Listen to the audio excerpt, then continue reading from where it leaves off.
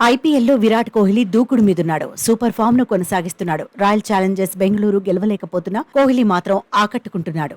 అంచనాలను అందుకుంటున్నాడు. ఓపెనర్ గా మెరుగైన ప్రదర్శన చేస్తున్నాడు. సీజన్లో ఒక సెంచరీని కూడా సాధించాడు. ఇప్పటి వరకు 7 ఇన్నింగ్స్ల్లో 361 పరుగులు చేశాడు. టాప్ స్కోరర్ గా కొనసాగుతున్నాడు. 147కు పైగా స్ట్రైక్ రేట్, 72కు పైగా యావరేజ్ ను నమోదు చేశాడు. టీ20 వరల్డ్ కప్ రేస్లో తాను ఉన్నానని చెప్పేశాడు. అనుమానాలు వ్యక్తం చేసిన వారికి ఆట తీరుతోనే క్లారిటీ ఇచ్చాడు. పైగా టీ20 ఫార్మాట్ ప్రమోషన్ కు తన పేరును వినియోగిస్తున్నారని కూడా చెప్పాడు.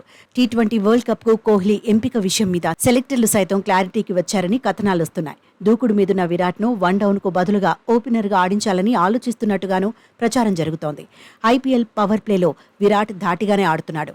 టీ20 వరల్డ్ కప్ లోనూ కోహ్లీ అనుభవం అక్కరికొస్తుందని సెలెక్టర్లు భావిస్తున్నారని తెలుస్తోంది. అంతర్జాతీయ టీ20లో విరాట్ కు అద్భుతమైన రికార్డులున్నాయి. అత్యధిక పరుగులు చేసిన ప్లేయర్ కోహ్లీనే. ఓపెనర్ గాను ఆడిన అనుభవం ఉంది. ఇప్పటి వరకు 9 అంతర్జాతీయ టీ20లో ఇన్నింగ్స్ ను ఓపెన్ చేశాడు. 400 అంతర్జాతీయ టీ20 కెరియర్ యావరేజ్ కంటే ఓపెనర్ గా నమోదు చేసిన యావరేజే ఎక్కువగా ఉంది. ఓపెనర్ గా 161 స్ట్రైక్ రేట్ తో పరుగులు సాధించాడు. కెరియర్ పరంగా చూస్తే స్ట్రైక్ రేట్ 138 మాత్రమే. గత టీ20 వరల్డ్ కప్ కు ముందు నుంచి కోహ్లీ ఫామ్ లో ఉన్నాడు. ఆసియా కప్ లో సెంచరీ బాదాడు.